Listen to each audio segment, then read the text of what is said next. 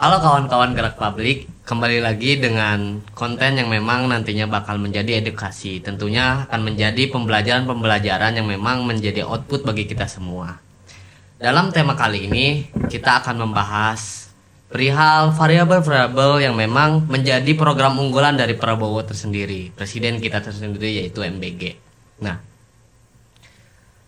MBG itu apa sih sebenarnya, Bos? Yang Bos ketahui dengan variabel-variabel masalah yang ada sekarang gitu. MBG nyekil. Jadi MBG menurut orang itu kan itu adalah salah satu program terbesar ataupun program unggulan dari Presiden Prabowo Subianto yang kemarin terpilih. Emang salah satunya kenapa MBG ini hadir itu karena salah satunya banyak anak-anak di Indonesia ataupun generasi di Indonesia ini tumbuh dengan stunting. Awalnya karena banyak stunting itu dirasa anak-anak kita nih yang terusus dalam masa pertumbuhan itu bisa dikatakan kurang gizi katanya.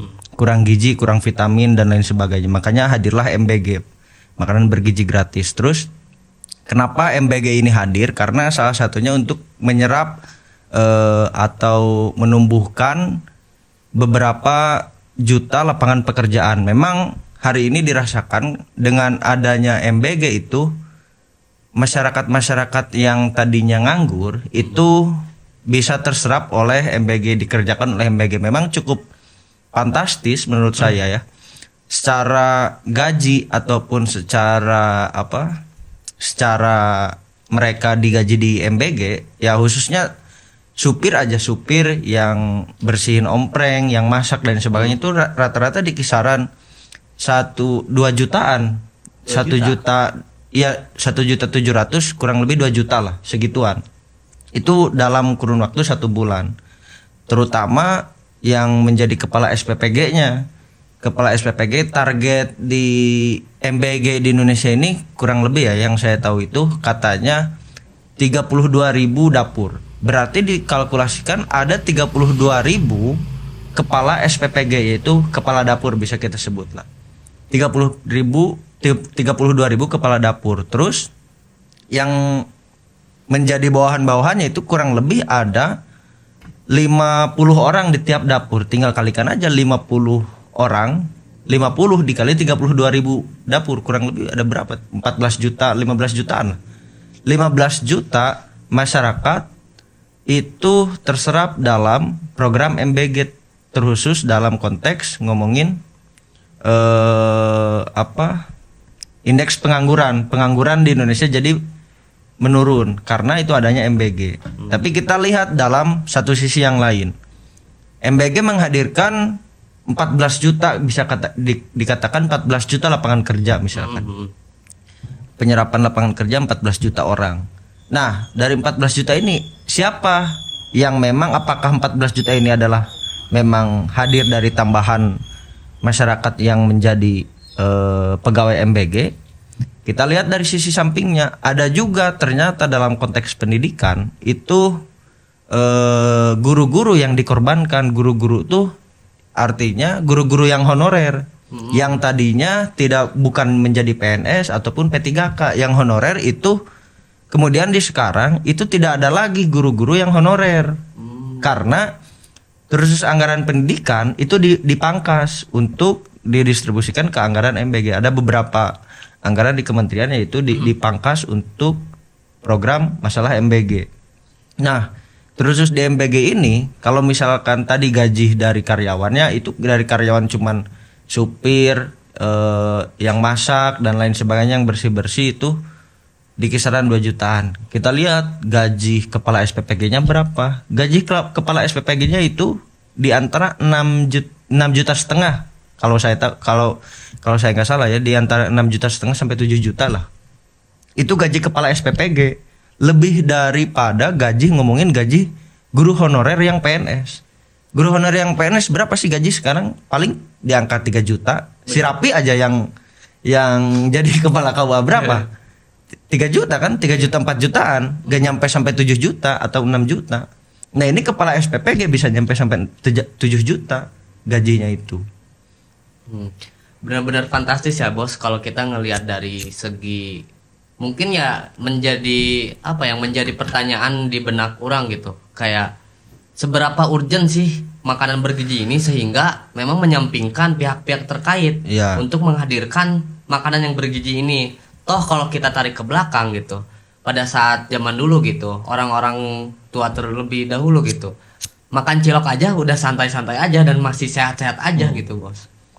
Sebenarnya seberapa urgent? Kalau menurut presiden kita urgent karena anak-anak kita katanya. Kan ente lihat di pidato-pidato Presiden Prabowo, kita lihat anak-anak kita, cina masa dengan pertumbuhan yang Indonesia ini yang kaya, cina anak-anak kita tidak diberi gizi yang enak, cina gizi yang bagus. Ya salah satunya untuk menurunkan angka stunting, tapi seberapa persen keberhasilannya gitu, maksudnya seberapa persen dalam konteks MBG ini untuk menghadirkan salah satunya itu untuk menuju Indonesia Emas 2045 kan. Nah, yang nantinya generasi-generasi sekarang yang dikasih MBG ini harapannya bisa menjadi generasi emas tuh itu tuh di 2045.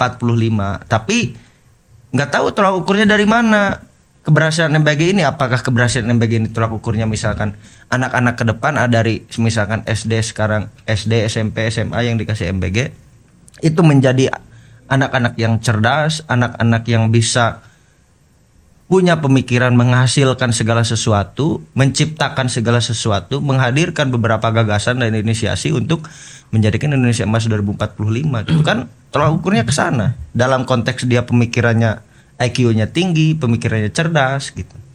Itu jadi menurut saya kalau masalah MBG ini ketimpangannya di masalah MBG dan pendidikan ini tidak berjalan dengan berbarengan gitu. Berarti tidak stabil ya. Tidak stabil. Ngomongin MBG, ngomongin gizinya, asupannya itu harus bergizi. Tapi ngomongin asahan pikirannya itu tidak dibuat tajam gitu. Ngomongin pengasahan pemikiran, asahan pemikiran itu kan bukan dibuat oleh makanan, tapi dibuat oleh guru-guru ataupun dosen. Bagaimana cara melatih mahasiswa ataupun siswa dari SD sampai SMA aja katakan, dilatih cara berpikir, dilatih cara menciptakan sesuatu. Tapi ini tidak gitu. Dilatihnya hanya dilatih untuk menghafal, menghitung, bagaimana mengetahui sejarah, bukan dilatih untuk bagaimana dia bisa menciptakan sesuatu gitu. Bagaimana dia bisa menciptakan apa yang seharusnya dia bisa ciptakan gitu. Yang pada akhirnya kan ya sekarang malah menjadi tumpul gitu siswa-siswa sekarang itu, yang harapannya menjadi mahasiswa ataupun siswa yang visioner, dengan adanya MBG ini menjadi ketimpangan kan, tidak stabil. Nah, dari kata MBG tersebut ya kita fokuskan kepada makanan bergizi gratis. Nah, sebenarnya gratis di sini tuh ada tapinya nggak sih di balik kata gratis di sini tuh, Bos? Awalnya kita sempat mengira bahwa MBG ini benar-benar gratis gitu. Tapi seiring berjalannya program ini, dimulainya program ini, ternyata MBG itu bukan benar-benar makanan bergizi gratis, tapi makanan bergizi ya dari uang-uang masyarakat juga, uang pajak yang menjadi hasilnya di APBN, dianggarkan oleh APBN. Yang nantinya itu tuh dibagi dalam satu siswa itu mendapatkan anggaran tadinya 15.000 per satu siswa. 15.000 per satu siswa. Dikira 15.000 itu pure full untuk satu siswa, ternyata enggak juga. Ternyata 15.000 itu dipotong lagi katanya. 15.000 itu 3.000 untuk operasional, untuk gaji pegawai kayak yang tadi dan sebagainya. 2.000 untuk yang punya dapur. Jadi sisa ke siswa itu tinggal 10.000. Satu siswa itu punya anggaran 10.000. Ibarat kita sekarang jadi mahasiswa kemarin gitu kan, 10.000 bisa makan nasi padang gitu kan kalau di UIN. Iya, sekarang aja udah naik, Bos. Sekarang udah naik, udah 12.000, 13.000. 10.000 cuma satu lauk. Ini 10.000. Ada yang 10.000 itu nggak tahu 10.000 itu bisa jadi full, seharusnya full 10.000 ke siswa. Tapi ada dari anggaran 10.000 untuk siswa itu ternyata dipotong lagi untuk keuntungan si yang punya dapur. Rata-rata kalau saya kemarin tanya-tanya kepada kepala SPPG ya, yang ngelola dapur, kepala dapur, ada teman saya yang banyak jadi kepala dapur. itu katanya dari anggaran 10.000 itu belum pure untuk siswa, tapi dari anggaran 10.000 untuk belanja bahan pokok, yaitu misalkan beras dan sebagainya, per omprengnya 10.000, per piringnya 10.000, itu bisa dipotong lagi, bisa bersihnya cuman dapat 9.000 atau 8.500. Itu yang punya dapur bisa nyari keuntungan lagi dari situ. Pada akhirnya kan yang targetnya jadi 15.000 jadi berkurang jadi 10.000 bahkan 9.000 gitu kan. Dan di balik kata gratis ini tentunya ada kata tapi kan, kalau tadi saya tangkap ya. Nah, pada akhirnya kan bagaimana gitu tanggung jawab pemerintah ketika memang si uang dari MBG ini, tentunya dari hasil pajak ini kan, tidak menyeluruh gitu. Siswa-siswa di sekolahnya tidak menyeluruh mendapatkan MBG ini. Iya. Kalau kita ngelihat dari variabel-variabel yang ada gitu. Dan banyak juga kan siswa-siswa gitu yang mendapatkan MBG ini malah ya keracunan gitu, Bos. Banyak kasus kemarin yang keracunan kan? Iya.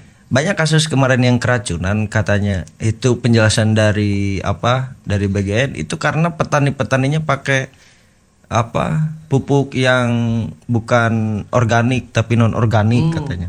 Jadi membuat siswa-siswa keracunan. Jadi kan malah nyalahin petani kan. Benar. Nah, sebenarnya banyak yang terjadi juga, itu satu ompreng itu misalkan ada yang cuman telur, roti, terus susu.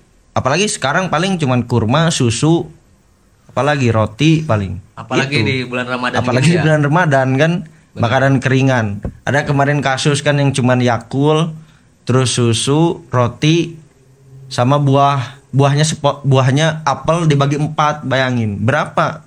Nyampe 10.000? Nggak bakal nyampe 10.000. Nah, jadi kalau kemarin yang sempat orang diskusikan sama anak-anak HMI ya, MBG ini salah satu program ataupun BGN yang menjadi badan lembaganya. BGN ini sebagai lembaga paling korup di Indonesia sebenarnya, bisa dikatakan segitu. Karena ada banyak yang mengutarakan di mana rasionalisasinya, hitungan sewa rumah gitu ya, sewa tempat kepada yang punya dapur itu 6 juta sehari. Kenapa 6 juta sehari? Karena dihitung dari itu, yang 2.000 kan untuk punya dapur tuh. 2.000 dikali 3.000 penerima manfaat. Berapa? 2.000 dikali 3.000 ya 6 juta kan? Berarti 6 juta per hari. Bayangin yang punya dapur tuh punya insentif 6 juta per hari. Bukan sebulan, berarti bukan 30 hari, berarti dikali 26 hari. Berapa tuh? 140 jutaan sebulan yang punya dapur. Kalau gitu mah saya juga pengen, Bos. Yang punya dapur mah 140 juta sebulan kan. 140 juta sebulan itu yang punya dapur. Belum lagi dia keuntungan dari pemasok untuk tadi supplier bahan baku kan. Supplier bahan baku bisa jadi dapat keuntungan lagi, dia bisa lebih dalam sebulan, bisa lebih dari 140 juta. Makanya banyak yang dikritisi dari program MBG ini, apakah memang benar-benar untuk tujuannya menciptakan generasi emas untuk 2045 anak-anak kita, ataupun memang bahkan sebaliknya untuk ya mengeluarkan anggaran APBN supaya dikuras gitu. Bener. Malah habis dari MBG ini kan pada akhirnya pengeluaran APBN sekarang paling besar yaitu MBG, BGN. Nah, mungkin ya outputnya biar anak juga nggak mengurangi stunting pada anak-anak. Lalu itu kalau misalkan emang MBG ini beneran bergizi ya. Tapi kan pada akhirnya sekarang ngelihat banyak yang keracunan. Tapi selain keracunan ini, apa sih yang menjadi kerugian bagi negara ataupun bagi masyarakat? Dampak-dampak negatif yang didapatkan oleh masyarakat itu. Kerugian bagi negara, nggak ada rugi sih bagi negara mah. Karena dia kan nggak ada ruginya, karena dia mendapatkan uang untuk anggaran MBG ini dari masyarakat juga, dari uang pajak, dari uang pajak bumi bangunan dan lain sebagainya, banyak dari pajak kendaraan bermotor kan. Banyak pendapatan untuk APBN itu dari kurang lebih seluruhnya itu kurang lebih yang didapatkan dari APBN itu dari pajak masyarakat khususnya, dari pajak kita orang-orang tua kita kan bayar pajak, apalagi orang-orang tua kita yang PNS itu bayar pajak juga, untuk gaji itu dipotong ini potong ini. Nah, kerugian bagi masyarakat yaitu terkhususnya masyarakat yang memang merasa dininabobokan tuh karena merasa aman, ya udah yang penting anak gua dapat makan gratis tiap harinya, gak perlu masak dan gak perlu pengeluaran yang banyak. Tapi di satu sisi apakah MBG ini memutus mata rantai kemiskinan? Belum tentu. Karena kan maksudnya gini, kalau pemerintah berpikir cerdas seharusnya yang dihasilkan oleh pemerintah itu menciptakan dulu lapangan kerja bagi orang tuanya, bagi orang-orang tua yang sudah mempunyai anak. Kenapa? Gini analoginya, kalau orang tua secara pendapatan hasilnya per bulannya cukup ataupun melebihi dari kata cukup, otomatis untuk mengasih makan kepada anaknya juga pasti dengan makanan-makanan yang bergizi. Gak mungkin maksudnya orang tua yang berpendapatan cukup itu tidak mengasih anaknya makanan bergizi.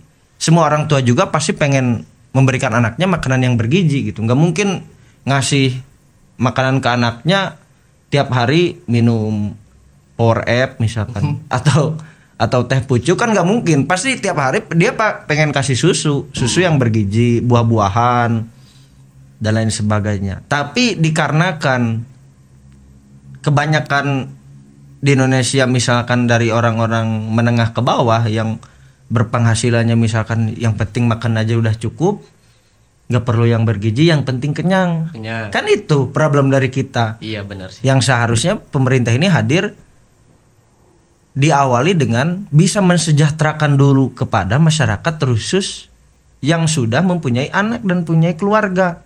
Sehingga orang-orang ataupun orang tua yang sudah mempunyai anak dan sudah punya keluarga itu bisa menghasilkan anak-anak yang memang sehat, anak-anak yang memang cerdas, sehingga dia dikasih makan pasti makanan yang bergizi begitu. Jadi kalau misalkan sekarang polanya ya kasih dulu makan anaknya yang bergizi, orang tuanya tetap dengan pendapatan yang minim. Gimana ceritanya? Ada juga anak yang kemarin sempat viral kan, anak yang makan MBG-nya tuh dibawa ke rumah. Kenapa? Karena orang tuanya belum makan.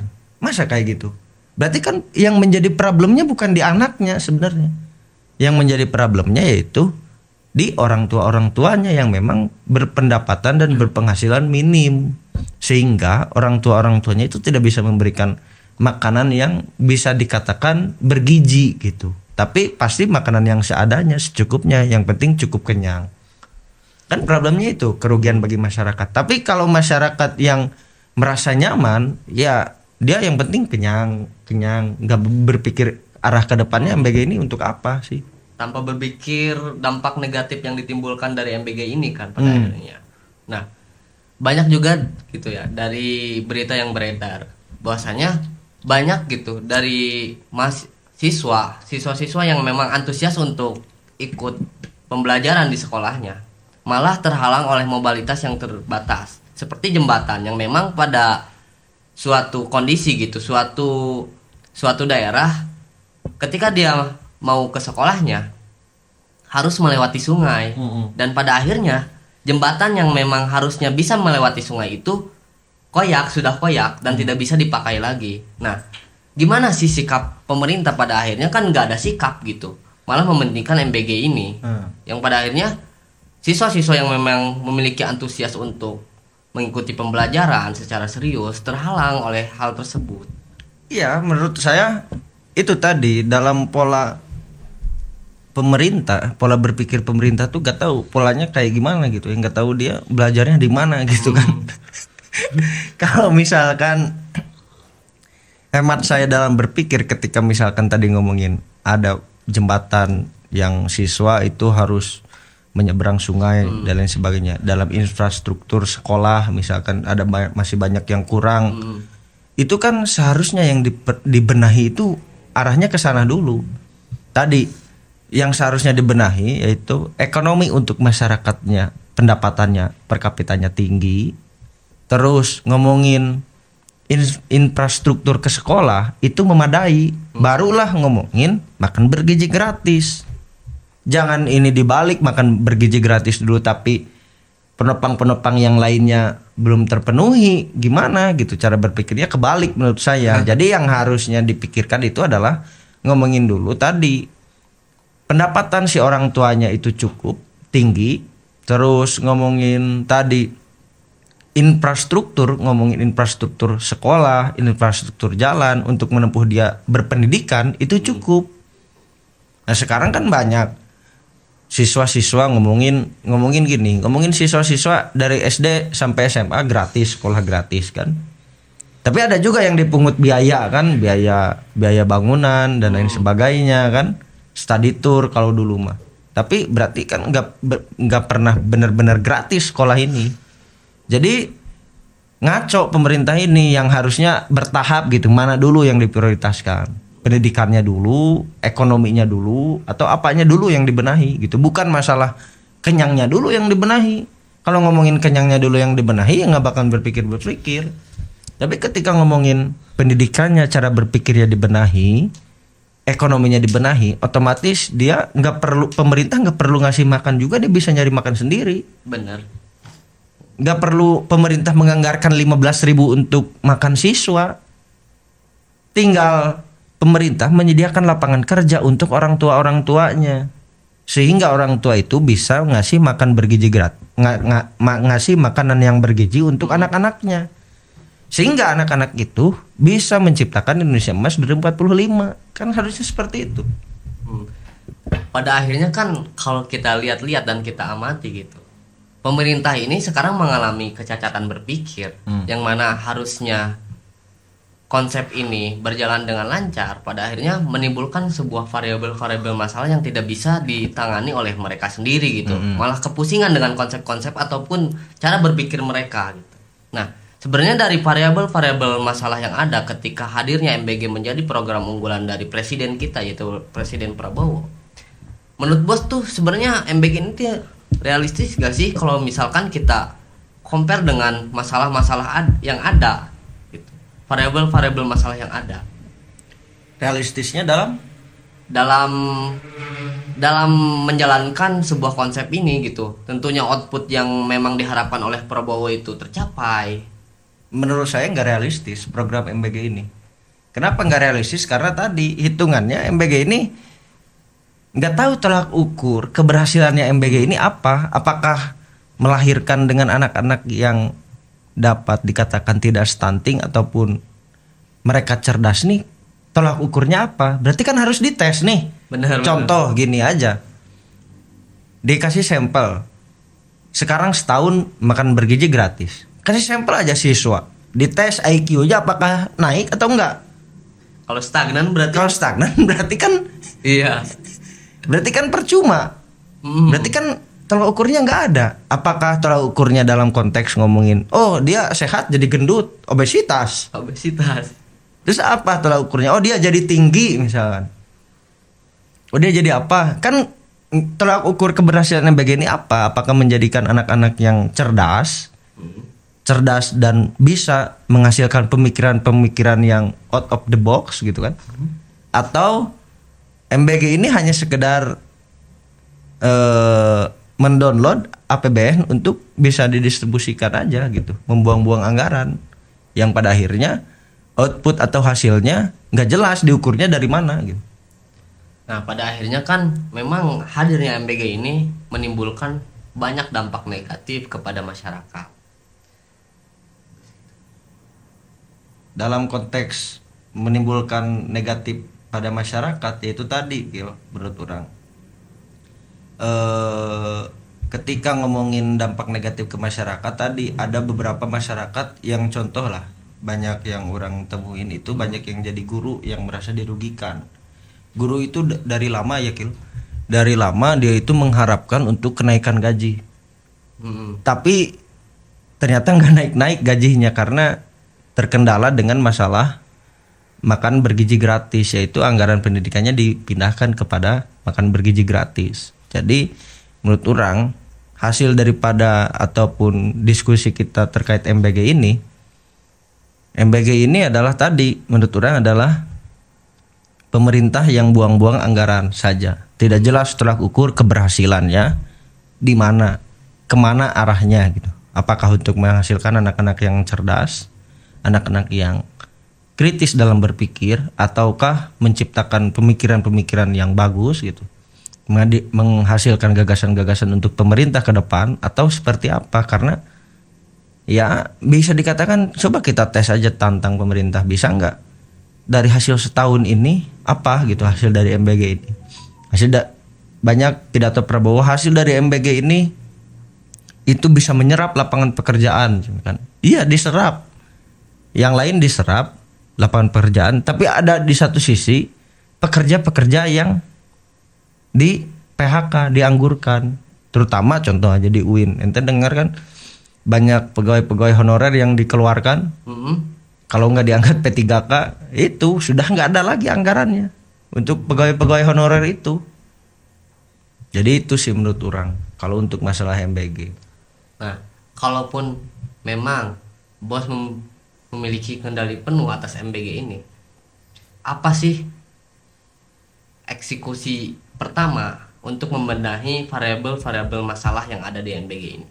Eksekusi pertama yang harus orang benahi itu kalau ngomongin MBG, kalau MBG harus tetap dijalankan, yaitu ngomongin daripada lembaga pemeriksaan BPK lah, Badan Pemeriksa Keuangan, yang jelas itu turun ke dapur-dapur itu dilaksanakan sesuai juknis atau enggak. Karena kebanyakan tidak dilaksanakan sesuai juknis.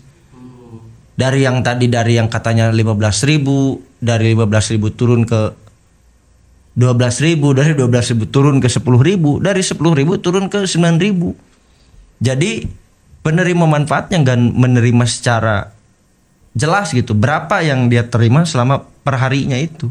Sedangkan dalam konteks ngomongin gizi gitu, yang seharusnya ya siswa itu nggak ada, ya kalau ngomongin kenapa katanya Ramadan ini MBG nggak libur gitu, tetap dibagikan dan tetap beroperasi karena gizi anak-anak itu dikasihkan, nggak boleh libur, nggak boleh ada jeda untuk ngasih gizi anak-anak tuh. Sedangkan ada jeda kan dalam tiap minggunya, iya, yaitu Sabtu Minggu, kan ada jeda.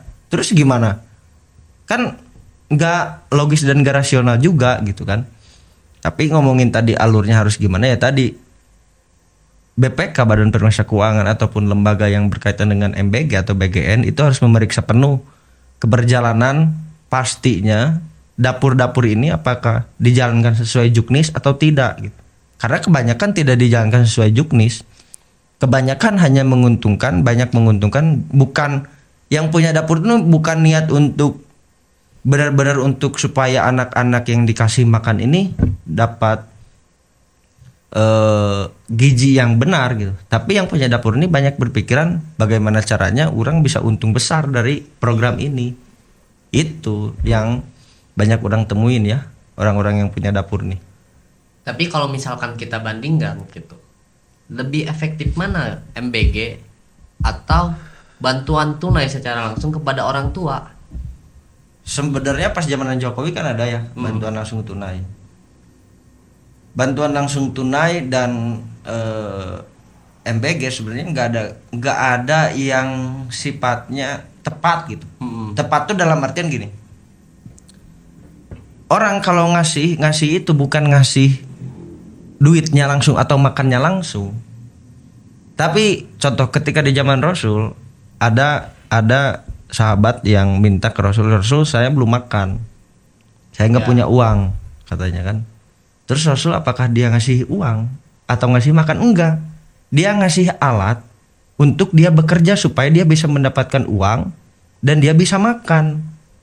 Jadi bukan dikasih ikannya langsung, dikasih alat pancingannya supaya dia bisa mancing, dapatkan ikannya entah dimakan atau dijual, dapat uang, sehingga dia bisa bekerja bagaimana caranya untuk mendapatkan uang. Kalau misalkan dikasih uang terus, dikasih uang atau dikasih makan, dia nggak bakalan berpikir gimana caranya saya mendapatkan uang. Yang ada dia berpikir, karena udah pasti dapat bantuan langsung tunai dari pemerintah, ya udah tinggal nunggu per bulan kita. Nanti Per bulan nanti juga kan dapat. Berarti kan dia nggak ada berpikir untuk bagaimana caranya menghasilkan uang. menghasilkan uang, tapi dia tinggal berpikir ya udah tinggal nunggu aja nanti dikasih. Pada akhirnya kan selalu ingin di zona nyaman. Selalu ingin di zona nyaman. Nah itu pemerintah nu kadang di satu sisi ini kita dijebak oleh pemerintah supaya kita dibodoh-bodohi gitu. Dijebak dalam konteks zona nyaman yang tidak bisa mencari uang, tidak bisa berpikir ke arah realistis dan kritis gitu. Ataukah kita ini sedang dijajah oleh pemerintah sendiri gitu supaya masyarakatnya nyaman dengan pola seperti ini gitu. Seharusnya masyarakat berontak dengan ya harusnya lu jadi negara jangan ngasih cuman uangnya sama makannya, tapi kasih kita ini masyarakat ini bagaimana caranya menghasilkan uang, bagaimana caranya kita menghasilkan uang dan bisa makan bergizi kan gitu. Nah, kalau kita lihat sampai per hari ini, bahwasannya ya udah MBG ini mengalami kegagalan. Namun siapa sih yang paling bertanggung jawab atas kegagalan MBG tersebut? Ya ngomongin tanggung jawab pasti tanggung jawab presiden lah seharusnya ngomongin kegagalan, karena dia yang punya programnya.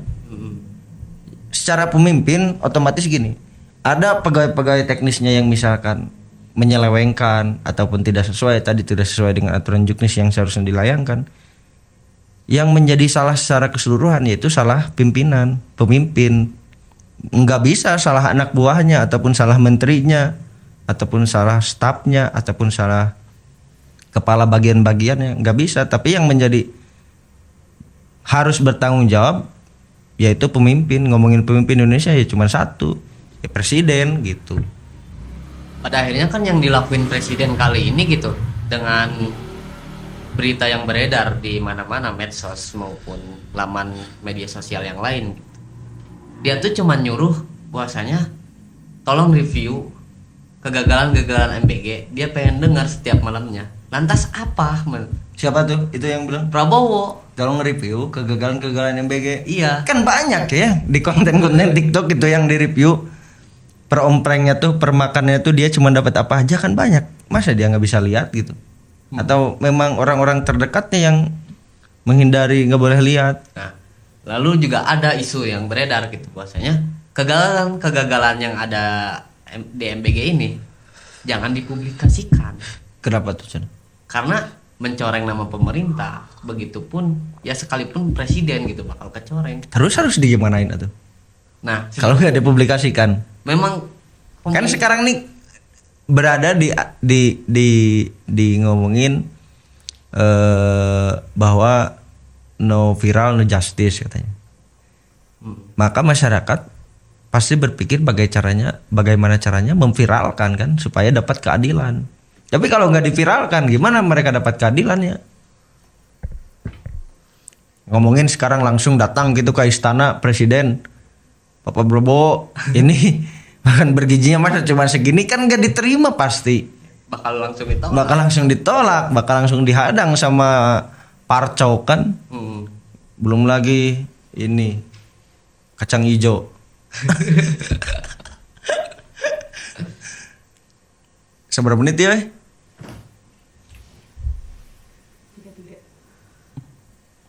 33 menit kan? Lumayan ya. Ngomongin MBG. Gak ada beresnya. Tapi itu sih kira closing cekurangnya. Ngomongin MBG. Jadi MBG ini itu hanya bisa dibenahi oleh orang-orang yang seharusnya ngerti dalam konteks bagaimana caranya menanggulangi stunting di Indonesia. Bukan cuman ngomongin dikasih makan bergizi gratis tapi nggak tahu tolak ukurnya dalam keberjalanan MBG. Misalnya seharusnya direview lah tiap bulannya gitu, tiap bulan atau tiap tahunnya. Ketika siswa dikasih makanan bergizi gratis, perkembangannya apa gitu? Apakah ada perkembangan yang signifikan ataukah nggak ada perkembangan yang signifikan dalam konteks ngomongin siswanya yang dikasih makan bergizi gratisnya? Kalau misalkan nggak ada perkembangan ya berarti sia-sia, cuma-cuma hanya buang-buang anggaran. Ya mending dialokasikan untuk ngomongin kesejahteraan guru-gurunya yang ditingkatkan, fasilitas-fasilitas sekolahnya yang ditingkatkan, pendapatan ekonomi keluarganya yang ditingkatkan, itu yang harus dipikirkan, bukan masalah mengenyangkan perut anaknya gitu. Karena kalau misalkan hanya mengenyangkan perut anaknya, tetap orang tuanya kelaparan gimana gitu. Jadi itu sih closing dari orang banyak. Dari ente gimana? Kalau dari saya mungkin ya sebenarnya kan dari variabel-variabel masalah yang ada udah menjadi bukti konkret bahwasanya MBG ini tidak memecahkan masalah pada akhirnya ya.